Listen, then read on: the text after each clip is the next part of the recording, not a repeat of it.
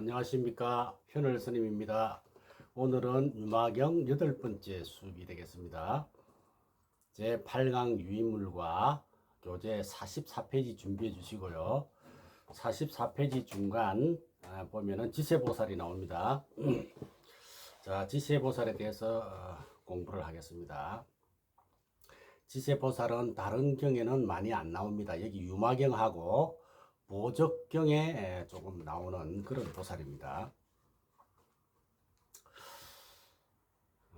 부처님은 다시 지세보살에게 얻다 그대가 유마일에게 가서 병을 유문하여라. 지세보살이여 당신이 한번 문병 가보세요. 그러니까 지세보살이 또 핑계를 대죠. 예전에 유마거사 만나서 혼나던 일이 있고 또 자기의 지식이나 식견이 비교가 되지 않거든. 깜냥이 안 된다는 것이죠. 그래서 갈 능력이 안 된다는 그런 이야기입니다. 지세보살은 부처님께 말씀드렸다. 부처님이시여 저는 그 사람에게 병문안할 수 없습니다. 그 까닭은 옛날에 옛적에 제가 고요한 집에서 공부를 하고 있는데 망파순이 1만 2천 명의 천년을 데리고 제석천 왕 모습으로 가장하고 풍악을 울리고 노래를 부르고 와서 그 군속들과 함께 나의 발에 예배한 후 합장하고 한쪽에 서 있는 것이었습니다. 그랬죠. 그래서 이 지세 마왕파순이구나. 마왕파순이 이 마왕이라는 것은 타종교에서 말하는 그 사탄, 이단 그런 것이죠. 부처님이 마지막 보리수나무 아래에서 7일 천야 정진을 하는데 이때 세 가지 악마가 나타나서 세 가지를 요구하죠. 그것의 상징이 바로 탐진치를 상징하는 것인데 탐이라는 것은 기녀 예쁜 아가씨의 모습을 요구하죠. 예쁜 아가씨를 요구를 하죠. 그래서 마지막까지 가장 버리기 어려운 게 애욕 집착이죠. 그래서 탐은 애착, 욕심, 즉 애욕을 상징하는 것이다. 그 다음에 군대를 몰고 와가지고 화살을 쏘고 급박을 하죠. 이걸 이제 진심, 성내는 마음을 상징하고요. 마지막으로 부처님과 똑같은 모습으로 와가지고 내가 부처님이다, 이렇게 진짜다, 이렇게 말하는 것은 어리석음을 상징하는 것이다. 그래서 이것을 삼진치 삼독을 표현한 것인데 깨달은 사람은 다 알아. 그게 이제 법을 보는 모습이죠. 자, 유마거사는 다 알고 있으니까 이미 제석천왕이 아니다. 마왕파순이라는 걸 아는데 여기 지세보살은 그걸 모르고 천왕인 줄 알고 속아서 만나러 가는 그런 내용입니다. 밑에서 세 번째 내려가겠습니다. 그가 나에게 말하기를, 그라는 건 마왕파순이죠. 정사여, 지세보살을 보고 정사여 이렇게 부릅니다. 이 1만 2천 천년을 받아 시봉하는 종으로 삼으시 하기에 저는 범천왕 교시가요 마왕파순인데 범천왕으로 지금 보는 것입니다. 지세보살이 이 법답지 않은 것들로 나를 유혹하지 마시오. 여인들이라니요. 제게는 자 45페이지 나옵니다. 제게는 전혀 어울리지 않는 일입니다 하였나이다. 지세보살이 그렇게 말했다. 마왕파순과 지세보살의 대화 내용이었죠. 자, 그 말이 끝나기도 전에 유마일이 와서 저에게 말하기, 이것은 제석천왕이 아니요 마왕으로서 당신을 구하는 것입니다. 다시 마왕에게 말하기를, 마왕파순을 말하죠. 마왕에게 말하기를 이 천녀들 나에게 달라. 마왕에게 유마일이 이제 말을 하는 것이죠. 이 천녀를 나에게 달라. 내가 마땅히 받을 것이라고 하자 마왕이 놀라 두려워하면서 유마일이 나를 침범하려 한다고 생각하고 몸을 감추어 도망가려 하나 몸이 숨겨지지 아니하였습니다. 유마거사가 나타나서 말하기를 저 사람은 마왕파순이지 제석천왕이 아니다. 마왕파순이 누구의 탈을 썼느냐? 제석천왕의 탈을 쓴 거야. 그 탈을 쓰고 내려온 사람이라는 걸 딱 알아보죠. 지세보살은 모른단 말이죠. 그 차이가 아주 크죠, 그죠? 그 다음에 그때 유마일이 그 밑에 세 칸 내려가겠습니다. 그때 유마일이 위에서 10번째입니다. 그때 유마일이 천녀들에게 이르기를 마왕파순이 너희들을 나에게 주었으니 유마일이 그 말을 합니다. 이제 너희들은 모두 안욕 따라 삼박삼부르심을 내라. 발버르심을 내라. 그죠? 하며 그들에게 적절한 법문을 설하여 천녀들로 하여금 버르심을 바라게 하고 다시 말했습니다. 그래서 발버르심, 발안욕 따라 삼복심을 갖추면 불교에서는 대바다타 같은 부처님을 죽이려고 했던 그런 악마라 하더라도 법화경에서는 발보리심을 하도록 수기를 주고 인간을 주죠. 그게 마음을 바꾸는 회심이다. 회심을 하면 다시 정법의 씨앗을 틀 수가 있다. 이런 이야기입니다. 유인물 2번 보시면 됩니다. 너희들은 이미 보리심을 얻었으니 이제부터 진리의 즐거움이 법락을 즐기고 다시 오용락을 즐기지 마라. 유인물 3번 참고하십시오. 천녀들이 묻되 어떤 것을 법락이로 합니까? 그죠? 어떤 것이 진리를 즐기는 것입니까? 어떤 것이 진리 속에서 살아가는 것입니까? 하고 이제 천녀들이 묻죠.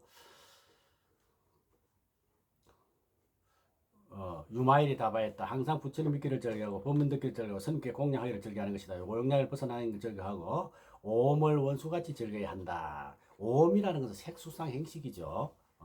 색은 육신을 말하기도 하고 겉으로 말하면 우주를 말하기도 하고 그래서 이 몸 보기를 원수같이 여기라는 말은 우리가 눈으로 볼 때 좋은 것만 보려고 그러고 귀를 들을 때 잔소리 듣기 싫어하잖아요. 그죠? 좋은 말만 들으려고 먹기도 몸에 좋은 것만 먹으려고 그죠? 입는 것도 좋은 옷만 입으려고 그러니까 안입이 설신이 색수상행식이 알고 보면 도둑이다. 왜? 자꾸 욕심을 내니까 오늘 도둑으로 이길 줄 알아야 한다. 그게 이 말입니다. 그 말입니다.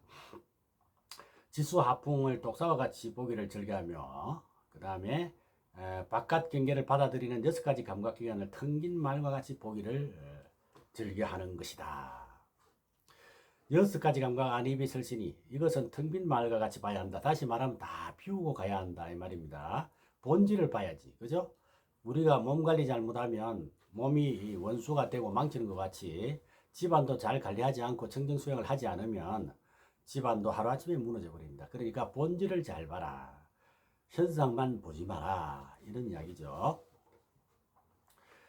자, 밑에 읽어보시고요. 46페이지로 넘어가겠습니다.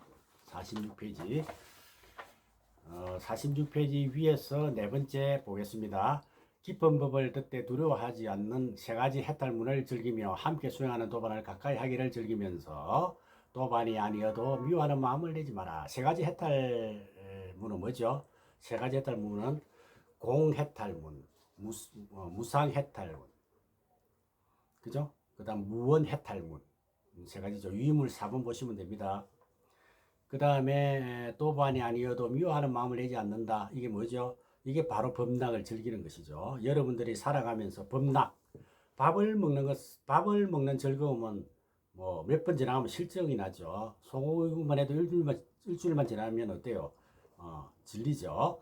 법락이라는 것은 밥락하고 틀려가지고 즐거움이 항상 있어요. 그래서 법의 즐거움을 제대로 챙기라. 그 대신에 바로 현실 속에서 내 속에서 법락을 즐겨야 한다. 이런 이야기입니다.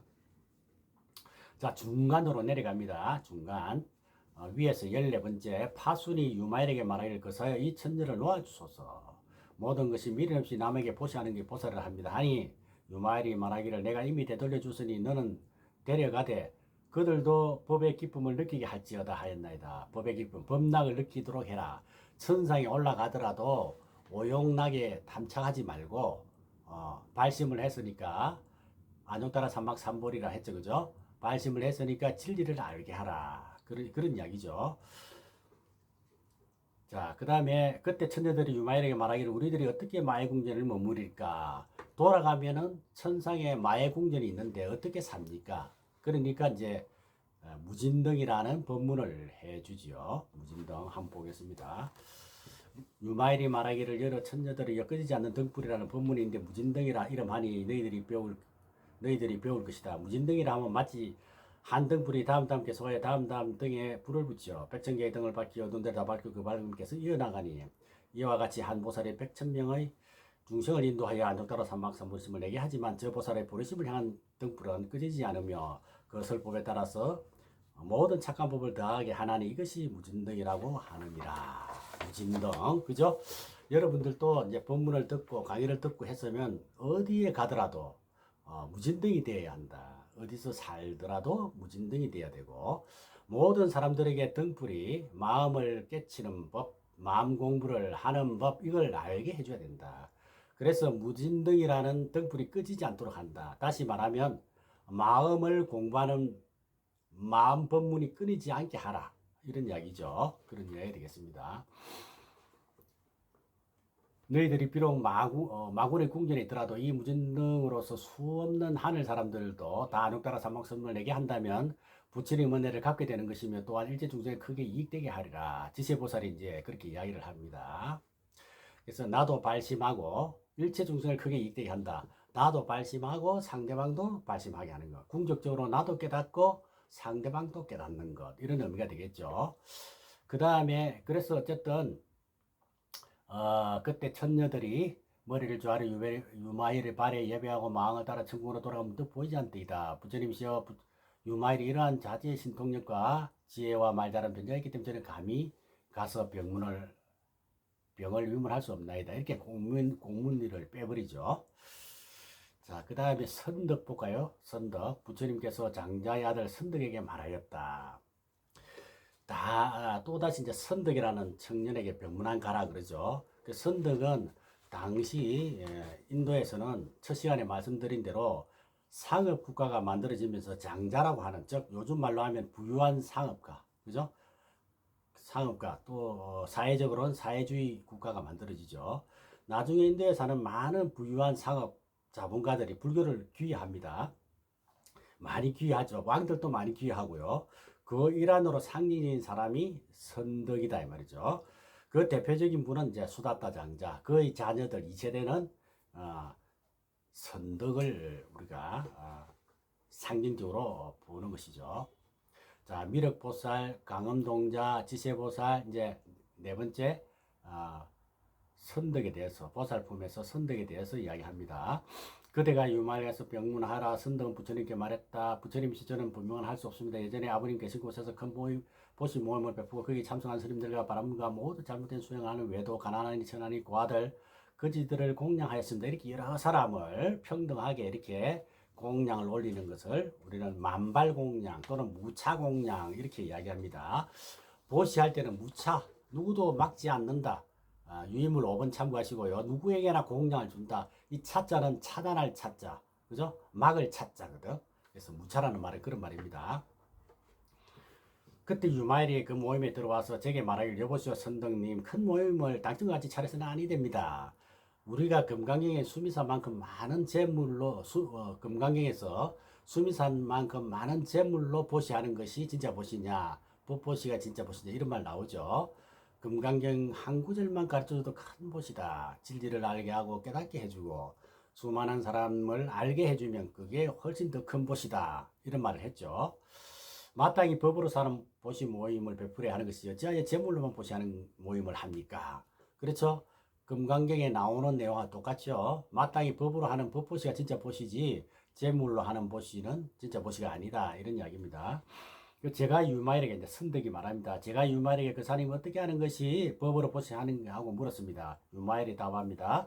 법으로 보시하는 것은 먼저도 나중도 없어서 나중에 일체 중생에게 공양하는 것이 법으로 보시하는 것입니다. 선덕이 또 다시 묻습니다. 어떻게 보시하라는 말씀입니까? 선덕이 못 알아듣죠, 그죠? 아직 몰라서 묻는 것입니다. 유마일이 대답하였나이다. 보리로서 사랑하는 마음을 있고, 보리가 뭡니까? 부처님의 깨달음, 지혜를 말하죠. 이게 진짜 보시다. 법보시가 진짜 보시다. 보리로서 사랑하는 마음을 일으키고, 자비희사할 때 자에 해당합니다. 사랑하는 마음, 중생을 구제하기 위해서 불쌍히 여기는 마음을 일으키고, 자비할 때 비에 해당하겠죠. 그 다음에 정법을 가짐으로써 48페이지 넘어갑니다. 기뻐하는 마음을 가지고 희가 되겠죠. 자비희사할 때. 지혜로 포용함으로써 평등한 마음을 잃게 합니다. 이 사에 해당합니다. 평등한 마음을 갖게 하려면 우선 나의 집착이 없어져야 돼.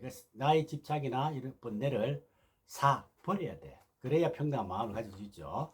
자비이사, 사무량심을 이야기하는 것인데, 사무량심 마음을 갖는 것이 진짜 보시다. 그죠? 사무량심을 갖는 것이 이제 쉽죠. 그죠? 보시하는 게 쉽습니다. 또, 인색하고 욕심 많은 일을 포용하면서 보시를 일으키고, 계율을 범한 일을 지게바람을 일으키고, 내가 없는 무합법으로서 인종바람을 일으키고, 몸 마음을 내진 노력으로 정진바람을 일으키고, 보리를 위하여 선정바람을 일으키고, 일체지를 위하여 반야바람을 일으키게 합니다. 이건 뭡니까? 육바람일이죠. 육바람일을 제대로 행하는 것이 진정한 법보시다. 그냥 내가 육바라밀을 행하면 그것이 바로 법보시라는 것입니다. 중생을 교화하면서 한마음을 지니되 세간법을 버리지 아니하면서 실상법을 여의지 아니하고, 세간법을 버리지 아니해야 되는데 만약에 세간법을 버린다. 예를 들면 좀 심한 비유로서 머리가 아프다고 머리를 잘라냅니까? 아니죠. 농사 짓기 어렵다고 땅을 버립니까? 아니잖아요. 머리가 아프면 고쳐야지. 약을 먹든지 치료를 해서 고쳐야 되고, 또 땅에 농사가 잘 안 되면 옥토로 만들어야 되잖아요. 그렇지 않습니까? 가장 척박한 땅을 옥토로 바꿔야 한다. 그 자리가 바로 본래 그 자리. 그게 바로 진리다. 이런 이야기로 말할 수가 있다. 세간법을 열이 않으면서 시상법을 열지 않고 일불로 몸을 받으면 세속에 얽매이지 아니하고 정법을 보함으로써 방편을 잘 활용하고, 중생을 제도함으로써 사습법을 일으키고, 보시의 이행동사습이죠. 온갖 높은 일을 공경하며 섬김으로써 교만한 마음을 없애는 법을 일으켜야 합니다. 이게 바로 법보시다. 몸과 목숨과 재물의 세 가지 견고한 법을 일으키고, 몸과 목숨과 재물, 이건 이제 삼견법인데 뒤에 사전 단어장에 나오죠. 진실한 신체, 몸, 목숨은 완전한 지혜, 그 다음에 재물은 깨달음의 보배. 그죠? 우리가 물질적인 재물이 아니라 깨달음의 보배를 재물로 보는 것이죠. 그리고 6가지 생각, 6년 불법성, 유물 7번 보시면 됩니다. 불법성 개, 시천. 개는 지게 할 때 개, 시는 보시할 때 시, 천은 하늘의 일이다 하는 뜻입니다.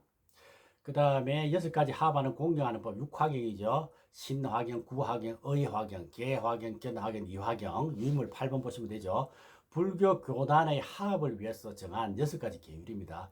즉 불화와 분열을 막기 위해서 이 계율을 만든 것이죠.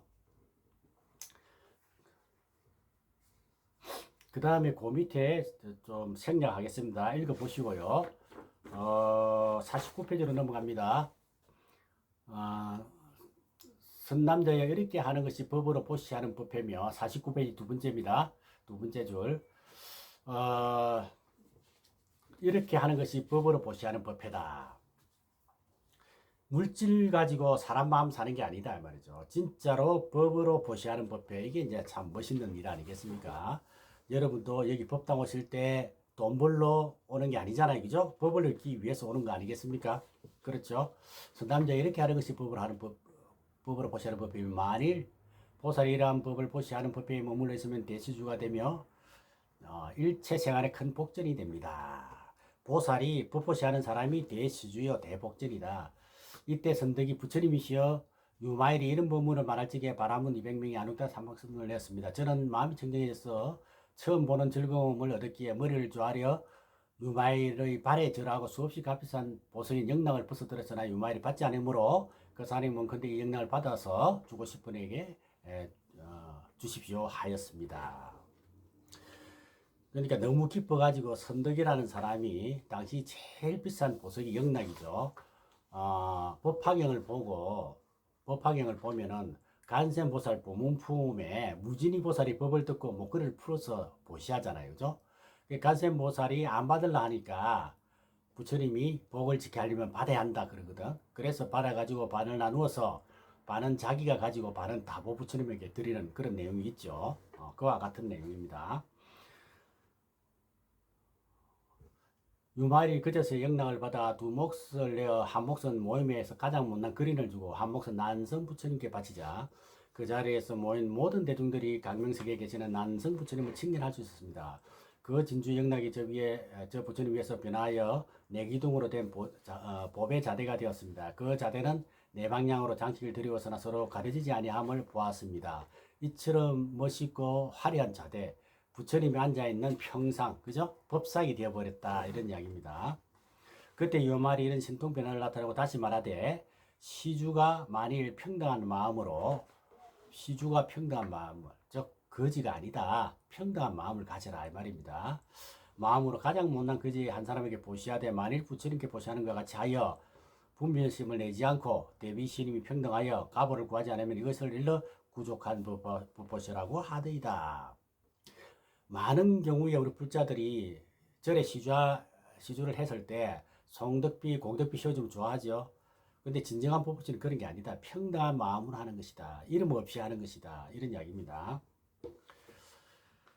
자, 그때 모임에 참석한 대중들 간에 모란 그린도 유마의 신통력을 보고 그 법물도 간종 따라 사망선물 내었나이다. 이러한 까닭으로 저는 감히 그에게 가서 병문안을 할 수 없습니다. 이렇게 발뺌을 합니다. 이렇게 여러 보살들이 제각기 부처님을 향하여 지나간 인가 유마일을 말하던 것을 말씀드리고 모두 그에게 가서 감히 병을 위문할 수 없노라고 사양하였다. 모든 사람이 다 그랬죠. 그죠?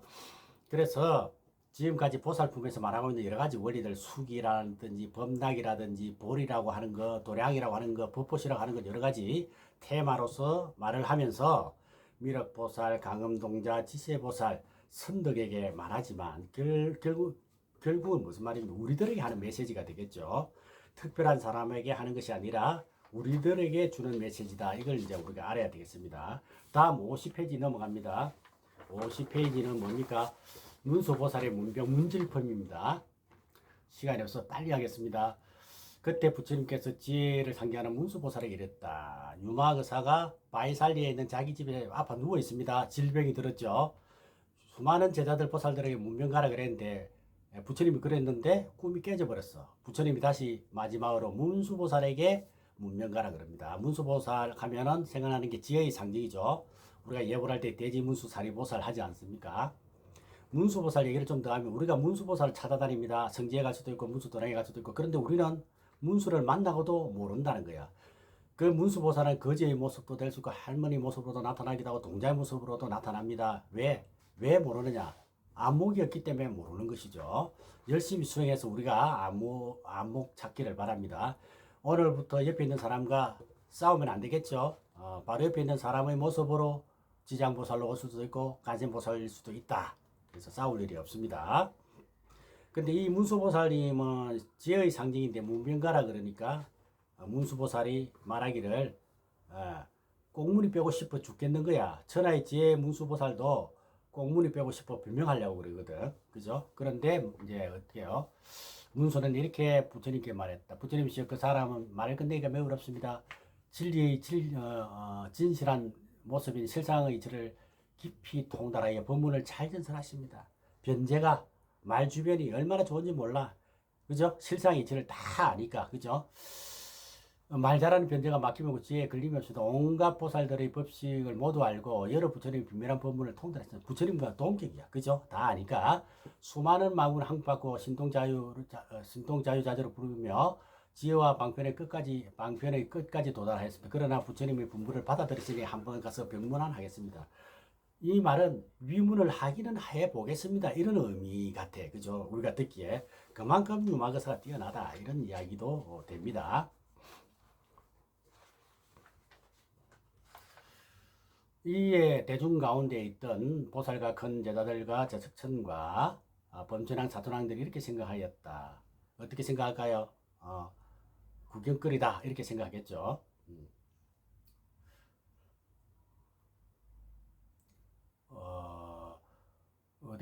그렇죠. 이제 문수와 유말 두 보살이 만나 이야기한 반드시 오면 법문을 말하라 생각하고 팔천보살, 오백성문, 백천천상 사람들이 모두 따라 나섰다. 이에 문수 보살은 여러 보살과 큰 제자들과 여러 천상들에게 둘러싸여 바이살리 성으로 들어갔다. 유마거사 집으로 갔다 이 말입니다. 이때 장자는 장자 유마일이 지금 문수 보살이 여러 대중과 함께 오는구나 하고 생각했다. 오기 전에 벌써 다 알고 있죠. 그죠? 그리고 신통력으로 방을 비우고 방 안에 가구를 치우고 시중전에 시자를 나가라 한 후 평상 하나만 놓고 누워 있었다. 생각해보면 방도 조그만해요. 전에 방장 이야기도 했지만 큰 절에 가면 방장 스님 계시죠.